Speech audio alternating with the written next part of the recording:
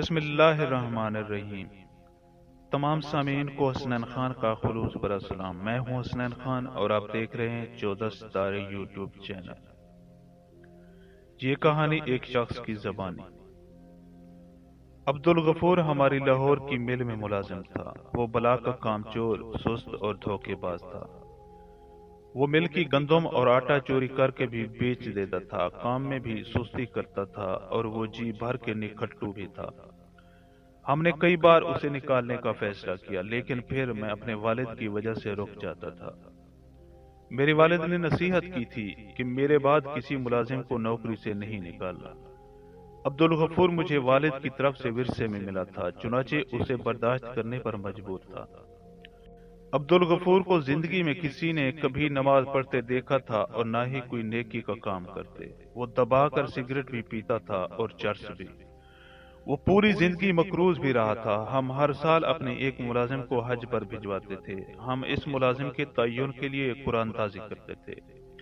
ہم نے ایک سال قرآن دازی کی، عبدالغفور کا نام نکل آیا۔ ہم نے اسے حج کی پیشکش کی، لیکن اس نے انکار کر دیا۔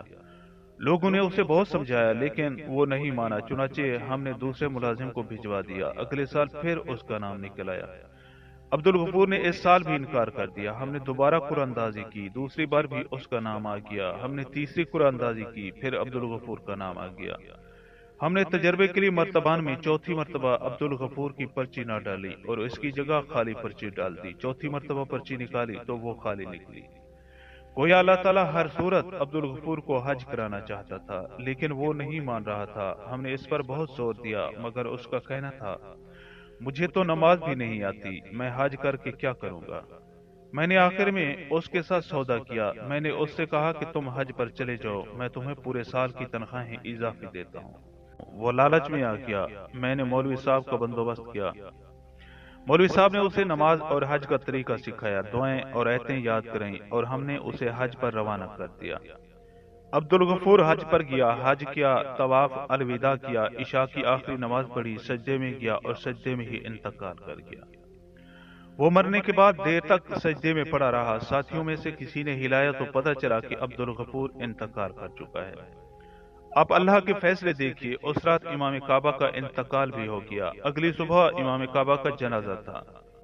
عبدالغفور کی میت بھی امام کعبہ کے ساتھ حجر اسود کے سامنے رکھ دی گئی اور لاکھوں حاجیوں نے اس کا جنازہ پڑھا۔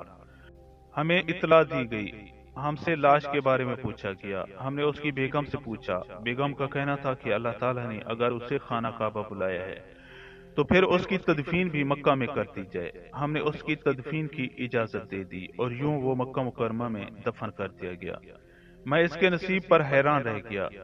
میں اس کی بیگم کے پاس گیا اور اس سے عبدالغفور کی خوش بختی کی وجہ پوچھی۔ بیگم نے ایک عجیب بات بتائی۔ اس کا کہنا تھا کہ میرے خاوند میں کوئی خوبی نہیں تھی، اس نے زندگی میں کبھی کوئی نیکی نہیں کی۔ میں خود حیران تھی، اللہ تعالیٰ نے اسے کس نیکی کا صلہ دیا؟ میں کئی دن سوچتی رہی، پھر مجھے اچانک اس کی ایک اچھی عادت یاد آئی۔ ہمارے محلے میں ایک خوبصورت بیوہ ہے، یہ جوانی میں بیوہ ہو گئی تھی۔ محلے کے تمام لوفر اس پر بری نظر ڈالتے تھے۔ اس کی 2 چھوٹی بیٹیاں تھیں۔ مکان اس کو اس کا مرحوم خاوند دے گیا تھا۔ گھر کے اخراجات اس کے دیور نے اٹھا لیے تھے، لیکن مہنگائی میں اس کا گزارا نہیں ہوتا تھا۔ وہ اپنی بیٹیوں کو پڑھانا چاہتی تھی۔ وہ اس کے لیے دوسروں کے گھروں میں کام کرنے جاتی تھی، لیکن وہ جہاں جاتی تھی لوگ وہاں اس کی عزت پر ہاتھ ڈال دیتے تھے، چنانچہ وہ کام چھوڑنے پر مجبور ہو جاتی تھی۔ میرے خاوند کو پتہ چلا تو وہ اس کی ڈھال بن گیا۔ اس نے اسے اپنی بہن بنا لیا۔ اس نے اپنی منہ بولی بہن کو گھر بٹھایا اور اس کی دونوں بیٹیوں کو اسکول داخل کرا دیا۔ وہ لوگوں سے قرض لے کر اب کی فیکٹری سے چوری کر کے ان بچیوں کو تعلیم دلاتا تھا۔ وہ ہفتے 10 دن بعد اپنی منہ بولی بہن کے گھر راشن بھی دے کر آتا تھا، لیکن اس نے راشن دیتے وقت یا بچیوں کی یونیفارم، کتابیں اور فیس دیتے ہوئے کبھی اس کے گھر کی دہلیز پار نہیں کی تھی۔ وہ یہ تمام چیزیں ایک بڑی سی ٹوکری میں رکھتا تھا۔ وہ ٹوکری بیوہ کی دہلیز پر رکھتا تھا، دروازے پر دستک دیتا تھا اور کہتا تھا کہ مریم بہن، میں نے سامان باہر رکھ دیا ہے، آپ اٹھا لیں۔ اور مریم وہ سامان اٹھاتے وقت ہمیشہ کہتی تھی کہ جا میرے بھائی، اللہ تعالیٰ تمہارا خاتمہ ایمان پر کرے۔ ہمیں یہ دعا عجیب لگتی تھی، لیکن ہم چپ رہتے تھے۔ آپ نے اسے پچھلے سال بھی حج پر بھجوانے کی کوشش کی، لیکن اس نے یہ سوچ کر انکار کر دیا تھا کہ وہ اگر سعودی عرب چلا گیا تو مریم بہن خود کو بے سہارا محسوس کرے گی۔ وہ اس بار بھی نہیں جانا چاہتا تھا، لیکن آپ نے اسے پورے سال کی اضافی تنخواہ دے دی تھی۔ عبدالغفور نے وہ ساری رقم مریم بہن کو دے دی۔ وہ حج پر چلا گیا، اس کا وقت پورا ہو چکا تھا، چنانچہ اللہ تعالیٰ نے اسے زبردستی مکہ بلوایا۔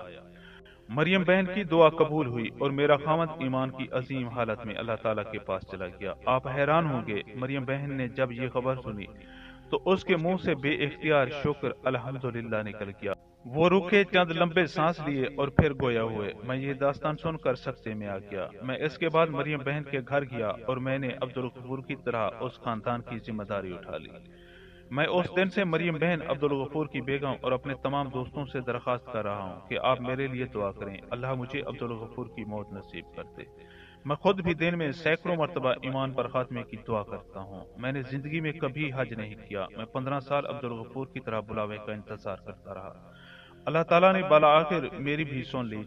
مجھے بھی عبدالغفور کی طرح زبردستی طلب کیا جا رہا ہے۔ میں جا رہا ہوں، مجھے یقین ہے کہ اللہ مجھے عبدالغفور جیسی موت دے گا۔ وہ رکے، خوشی کے آنسو پونچھے، مجھے سینے سے لگایا اور اپنے بیڈ روم میں چلے گئے۔